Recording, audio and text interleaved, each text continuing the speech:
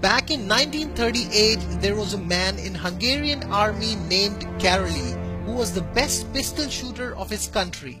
He won most of the major national and international championships. He seemed closest to winning the 1940 Tokyo Olympic Games gold medal, and that was his only dream.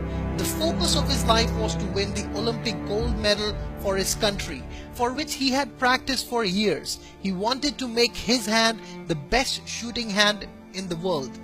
But all the dreams turned to dust one day. In 1938, in an army training camp, in an unfortunate accident, one hand grenade exploded in Karloy's right hand, his shooting hand.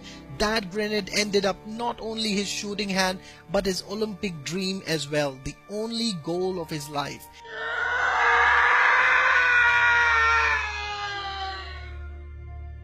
He had two ways. He would have chosen to knee down to life and cry for the rest of his life, or he would have focused back on his dream with a small light of hope.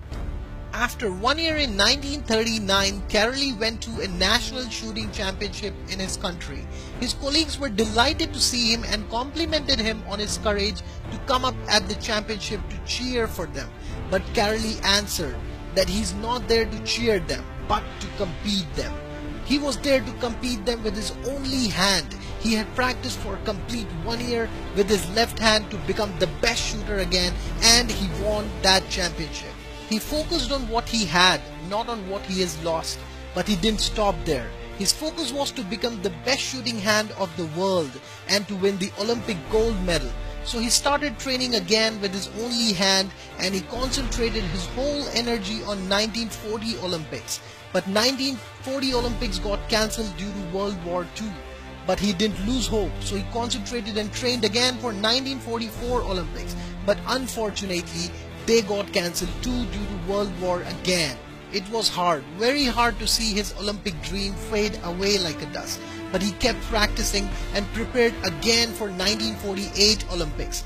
He was 28 years of age in 1938, and in 1948 he was 38 years old. It was hard to compete with the new players with the new energies, but that didn't stop him. He went there. Best shooters from all over the world were competing with their best hand.